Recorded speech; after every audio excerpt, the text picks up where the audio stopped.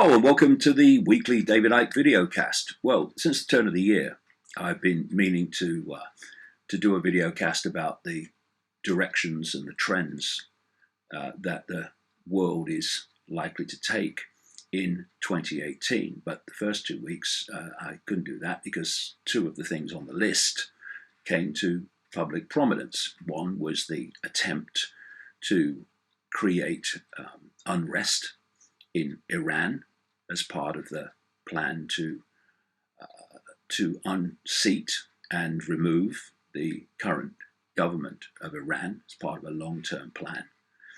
And then the following week, the censorship of social media with Facebook and Twitter, etc., came to prominence. And both of those were on my original list for the things likely to be prominent and clear in 2018. And to predict the future is to understand where the hidden hand dictating world events wants to take the world. Because unless there's this intervention by the 7.5 billion humans who could intervene if they got together and stopped fighting each other, being divided and ruled, if that intervention doesn't happen, then what is planned will happen. And therefore, if you can uncover what is planned, you can predict what will happen. And this is why people have noted that what was in my books in the 1990s, in terms of where the world was planned to be taken, is happening or has happened already. Because of this process of know what the outcome is planned to be, and then you see very clearly the progression day by day, week by week towards that outcome. So first of all, this is the basic, many levels to it and much detail to it, but this is the basic direction in which the world is planned to be taken, indeed is being taken. It's all around us now. And knowing this, people will be able to see the progression from this point if they haven't come across it before. First of all, the world, human society, is controlled by a hidden network. It works through secret societies, semi-secret organizations, etc. It's like a web. And so organizations like governments and banks and internet giants, social media giants, appear in the world of the scene to be in and of themselves, individual companies run by individual groups of people. But when you go deeper into the level of this web, the same networks, the same web controls Facebook, as controls Twitter, as controls Google, as controls the banking system, as controls governments, and controls the media at ownership level and deeper in terms of the mainstream media. So it's not, in terms of society changing events, it's not happening randomly. It's happening according to a plan. And where this is designed to end is with a structure that I call the Hunger Games Society, where you've got what is known today as the 1% or the less than 1% at the peak of the pyramid, controlling everything, controlling all wealth, controlling all government, controlling all decision-making, and so on. The bottom of the pyramid designed to be the rest of humanity. Yes, even those people that think they're doing well now and they've got a few bob in the bank and everything's going okay, this doesn't affect me. Well, it's planned to affect you, because if you're not part of the less than 1%, they want what you've got as well. And so you have this massive humanity at the bottom of the pyramid in financial servitude and decision-making servitude to the 1%, less than 1% at the peak of the pyramid.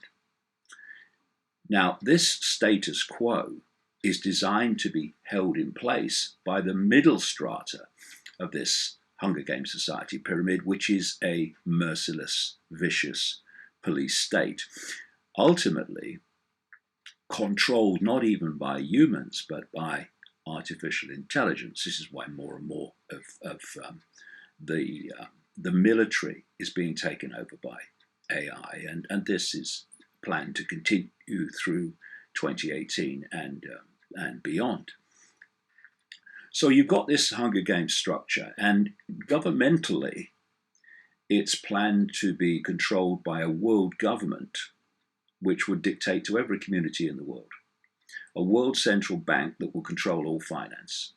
Things like the European Central Bank are stepping stones to that, and will be in that hierarchy of the banking system headed by the World Central Bank, with the European Central Bank and other regional central banks around the world subordinate to the World Central Bank in that financial structure.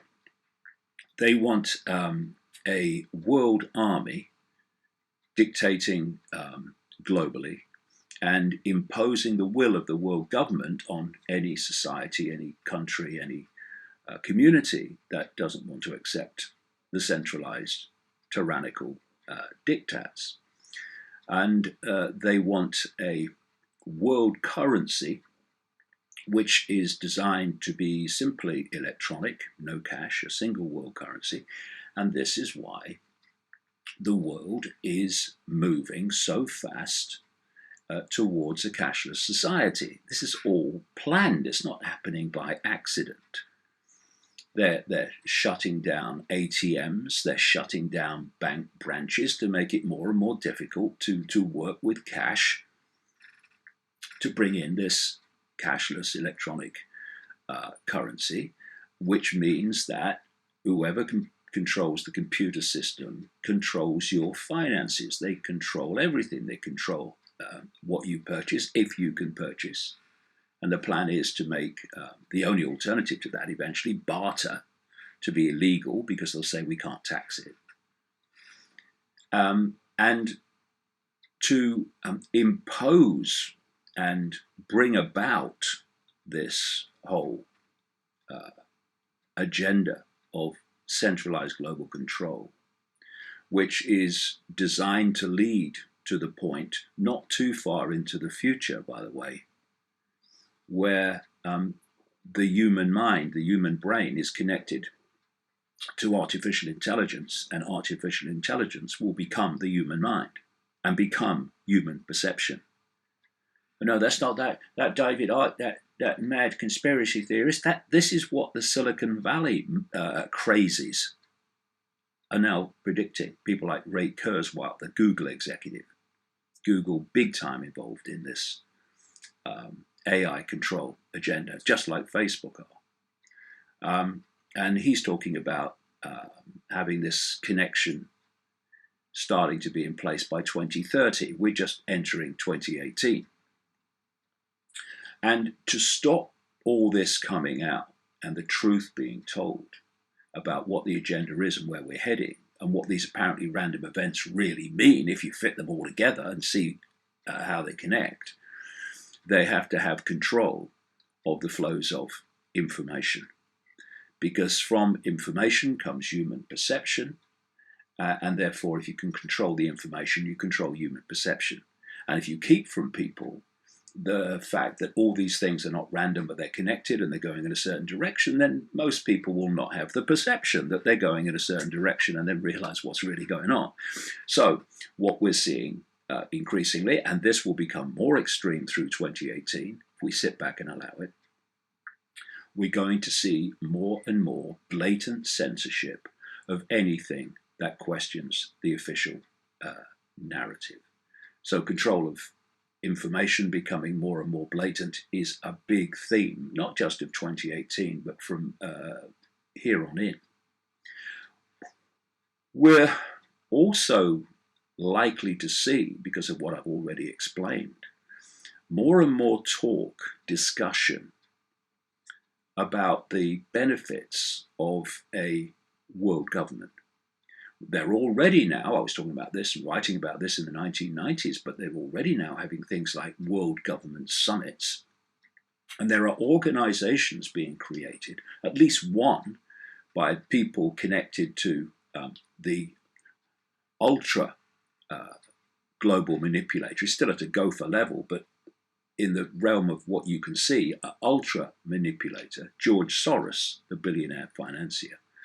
And if he's connected to something, then it's bad for humanity, because his organizations are involved in overthrowing governments through people's revolutions. They're involved in making the migrant crisis and the flow of migrants into Europe more and more extreme.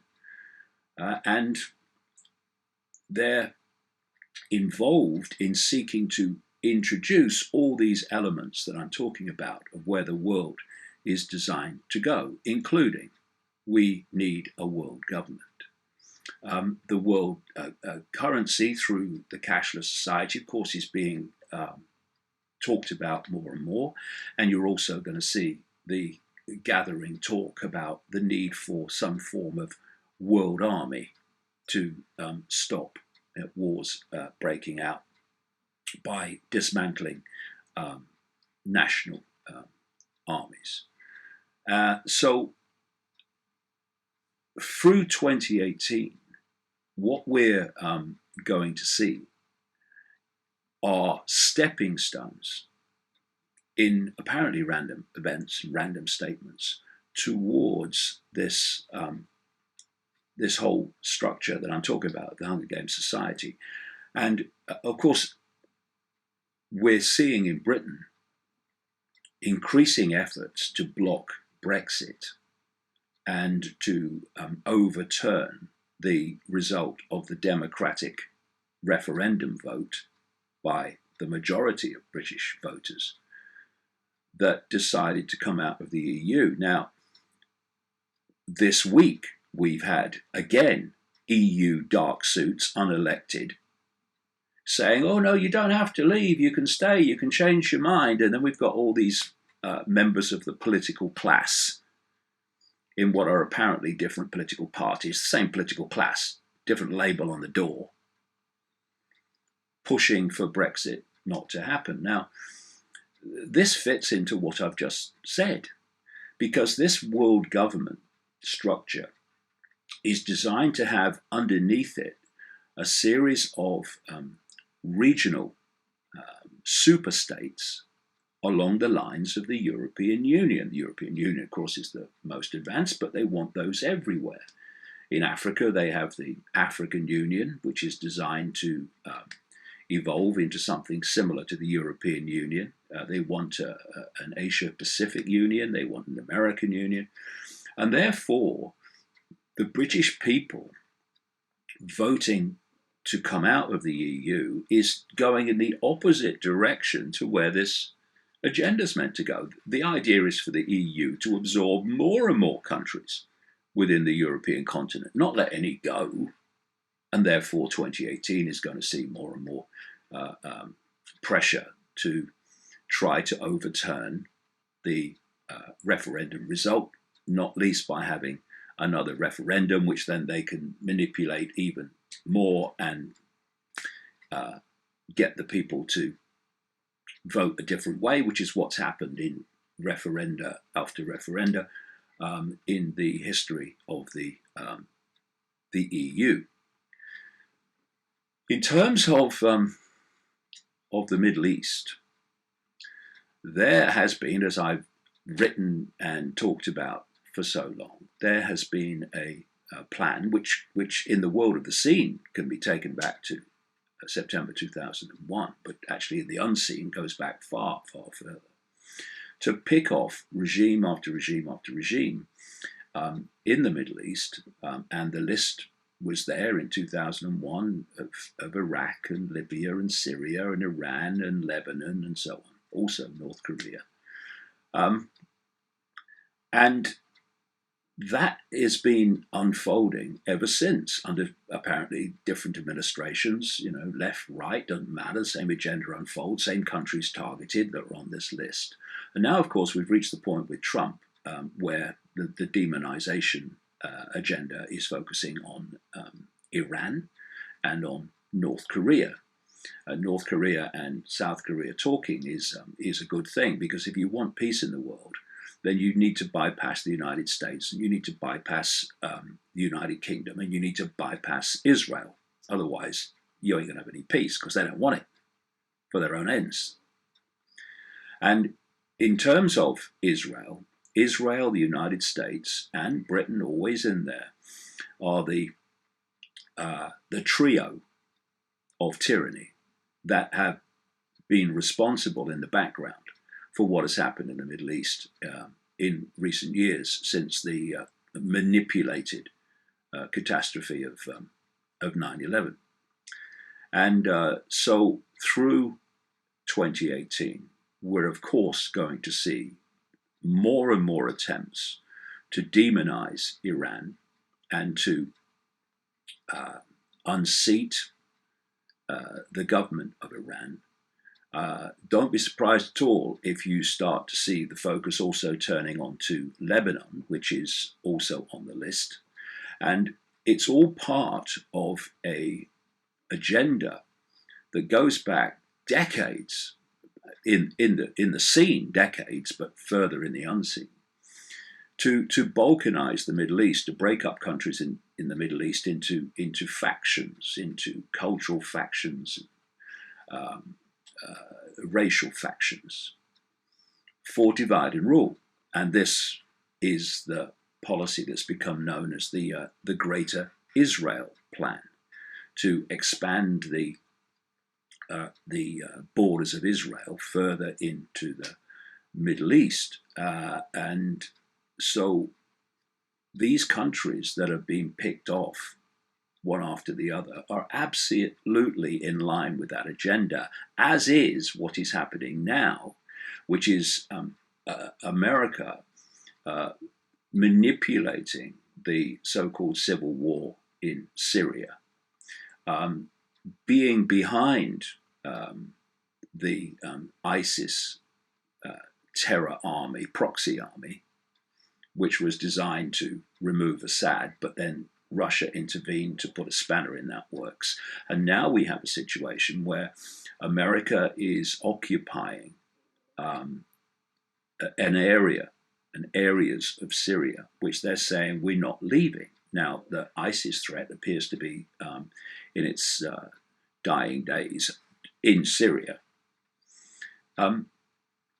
And yet America is saying we're staying. Well, they're staying because the idea is to break up Syria, just like they broke up the Balkans when the former Yugoslavia came to an end. And they're going to use the Kurds, they already are, to occupy and balkanize, break up Syria. This is what Turkey are kicking off about now. So this is another trend that we're going to see continue through 2018. Another country to watch very closely is Saudi Arabia. Saudi Arabia is not controlled by King Salman, which is what we're supposed to believe.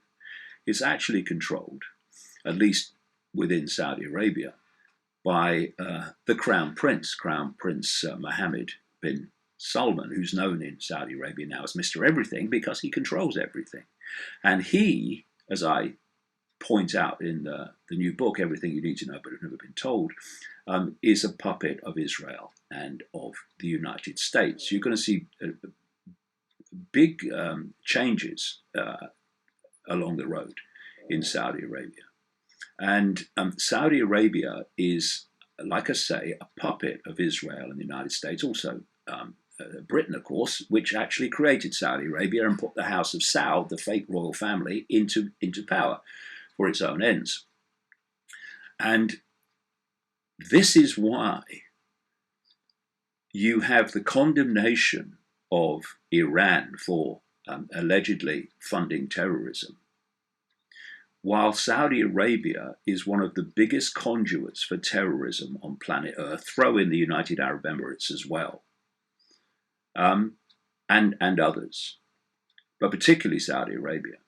And it can create a human catastrophe in Yemen, using British and American state-of-the-art weapons, with mass murder of civilians, mass murder of children, and famine and disease that's come from that. And there's not a word of condemnation from the moral West in terms of America and Britain, etc. This is why, because Saudi Arabia are in the team. This is why there's no condemnation of the United Arab Emirates. This is no condemnation of Bahrain and the terrorizing of the population there by another fake royal family. Because they're part of the team. They're part of the web. Therefore, they do what they bloody like. But what has happened since the election of Trump that is actually most significant? People get pulled off into other things. This is the no.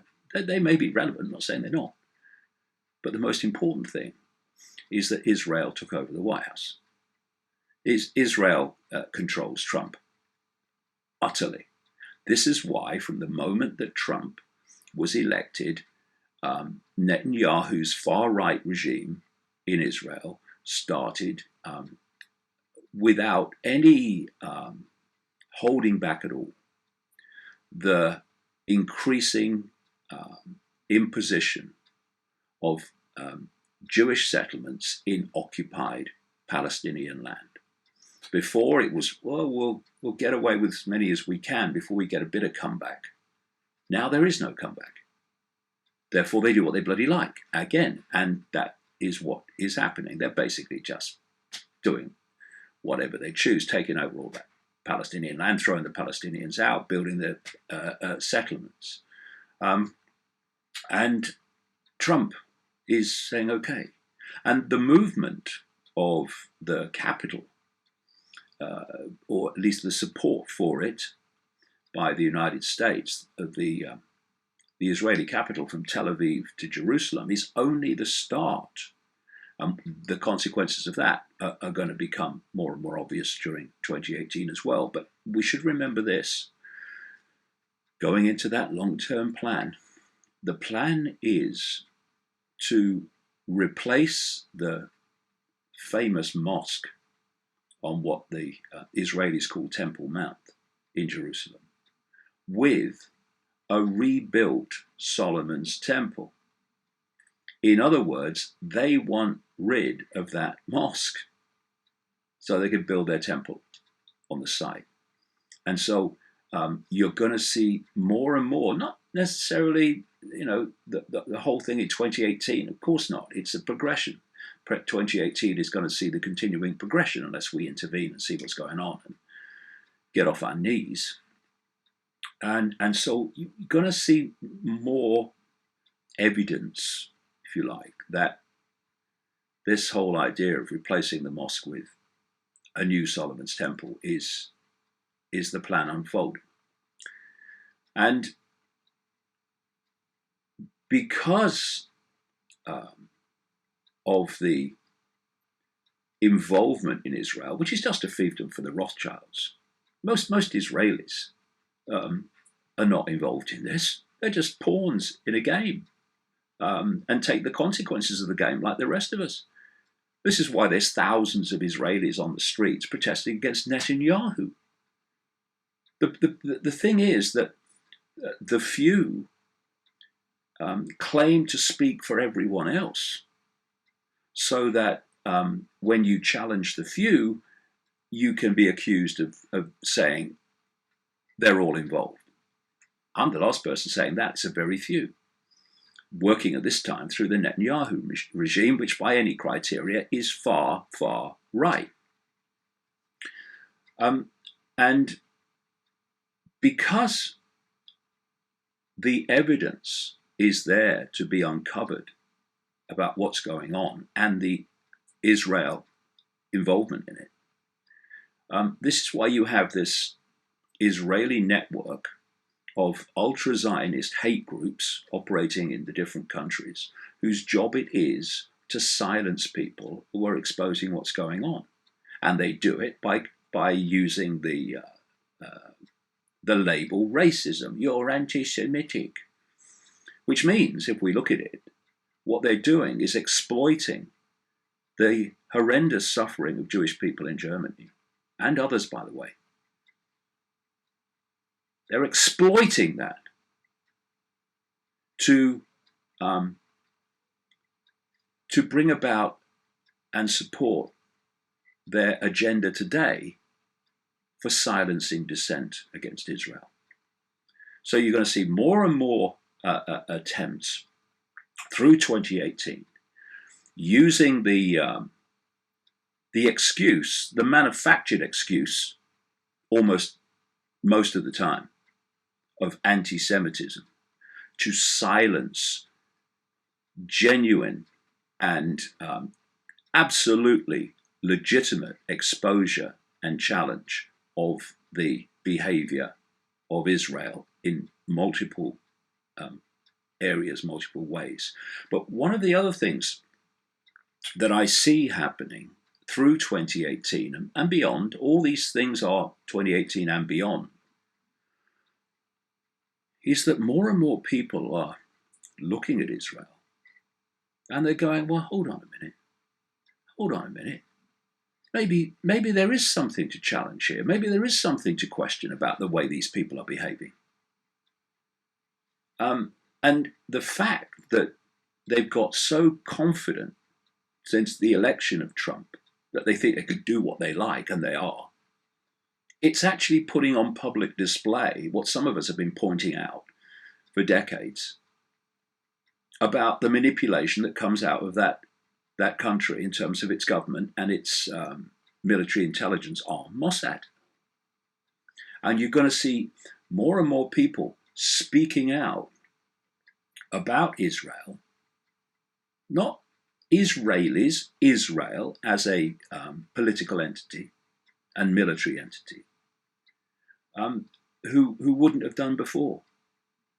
Because what is happening to the Palestinians is, by any criteria, completely and utterly inhuman.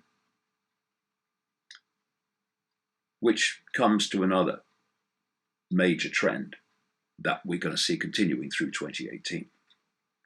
And that is the greater and greater control of human society by artificial intelligence.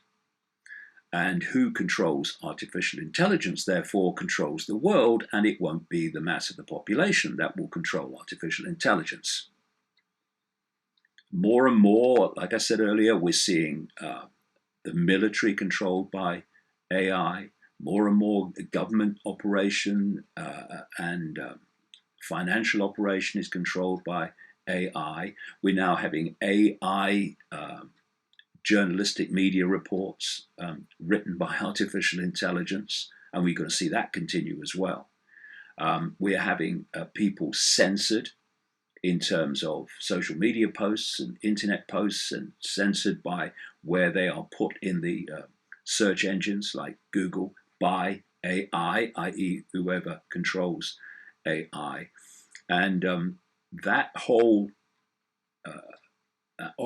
plan that I've been writing about for so long, of this what's now known as the Internet of Things, where everything's controlled by connection to the internet, including driverless cars. We're going to see more and more of that being pushed, because the idea in the end is that everything, including the human brain, as I mentioned earlier, is connected to the internet, or the cloud, as people like Kurzweil in Silicon Valley call it. And all appliances, cars, everything is connected to the internet.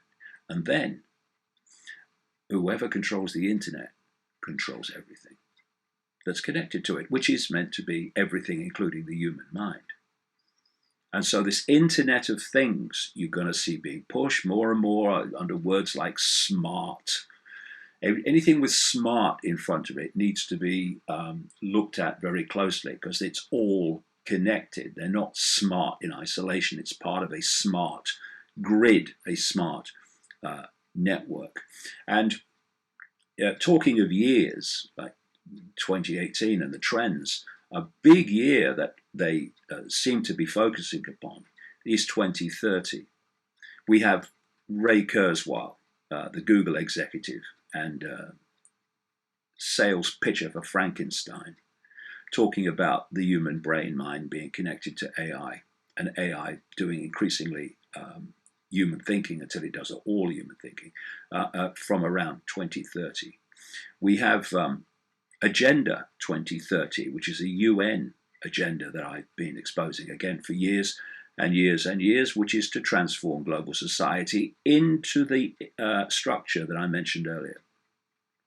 And in Saudi Arabia, the crown prince, puppet of Israel, the United States and Britain, is proposing something called Vision 2030, which includes a massive mega city, smart city, run in its entirety by AI.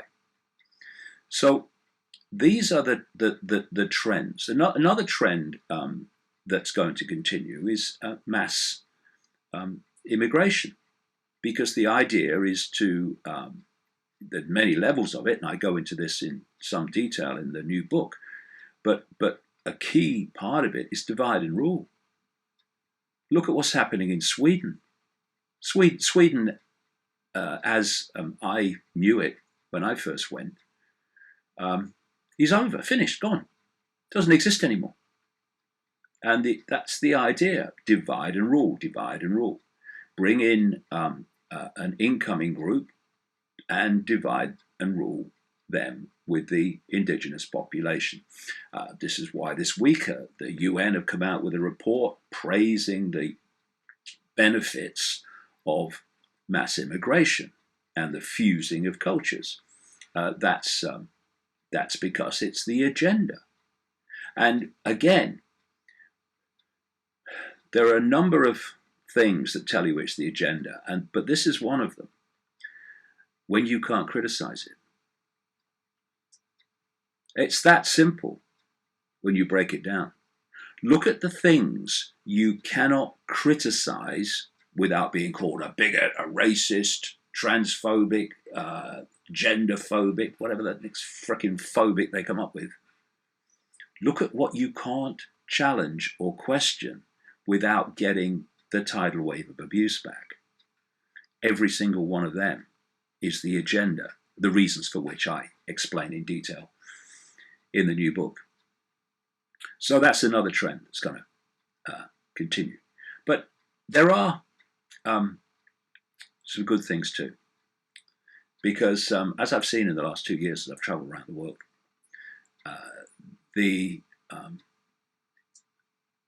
questioning of official narratives is growing and growing and growing and growing. More and more people are beginning to wake up to the fact that the world is nothing like they thought it was, and it's not run by the forces that they thought it was.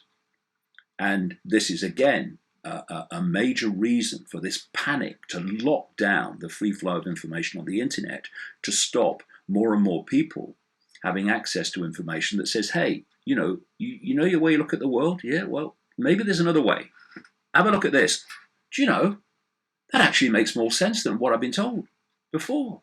They don't want that. Of course they don't want that. So the idea is to suppress it, call it fake news and all this nonsense that they use for excuses. So what I would say to people is, it's not just time to wake up and see. It's time to wake up and do. It's time to wake up and stop cooperating with our own enslavement. Because what's the difference between not knowing you're being enslaved and taken down a road to total control, and seeing it's happening but doing nothing about it? People say knowledge is power. No, it's not. The use of knowledge is power. Knowledge unused might as well be knowledge unknown.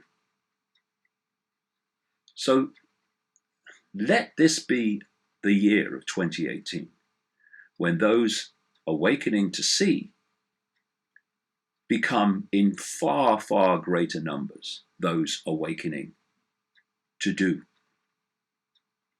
Because it's in our face now.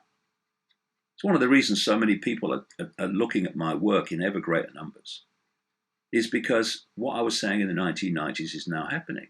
It's no longer a projection. It's no longer, well, this is the plan. We're seeing it. And the UK tour, evening events tour that I'm doing in the spring is way on the way to being a complete sellout from start to finish in every city. Because this awakening is starting to manifest. So please, let one of the reasons we remember 2018 be it was the time that humans got off their frickin' knees.